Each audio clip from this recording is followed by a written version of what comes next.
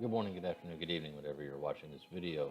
I hope you're having a good day. In this video, what I want to do is address three when questions related to multi-level tables.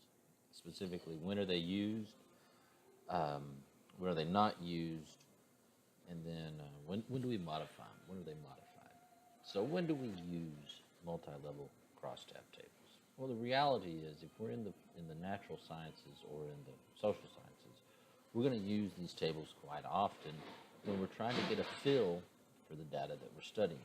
And so when I create a multi-level table, I'm going to generally create these when I'm in that introductory phase, when I'm just doing my initial analysis. They're very popular when we do that because trends are very easy to identify in that initial stage. If I find that I run a multi-level crosstab tables with my categorical variables and I find a lot of zero cells, a lot of cells with no count in them, then I automatically know that there's something going on with some of these variables, the relationship between some of these variables. And so they're very useful in the initial phases of our analyses.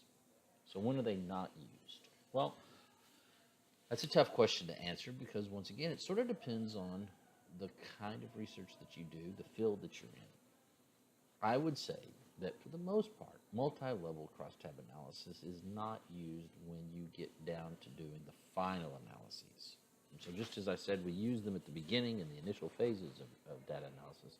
As we move along and as some of our questions are being answered, we're less likely to be using multi-level analysis and therefore needing these tables.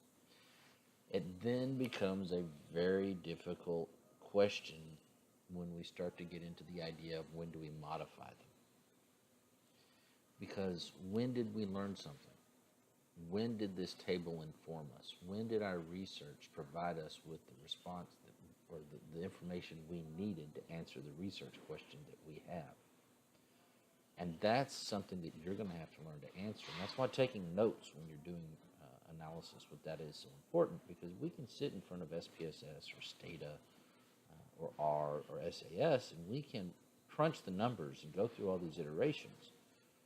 But if we're not taking careful notes, then we don't know when that germ, that knowledge occurred. So you have to be very careful.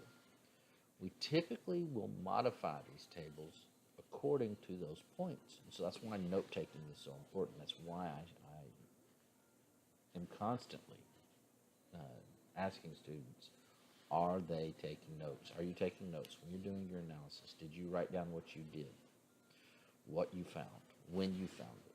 Because that's going to tell us when we're going to be modifying these tables, when we're going to be using these tables, and ultimately when we're not going to be using these tables. I hope this video has answered some of your questions. I hope it's raised some questions. If it has, we'd love to hear it. Otherwise, I hope you have a good day.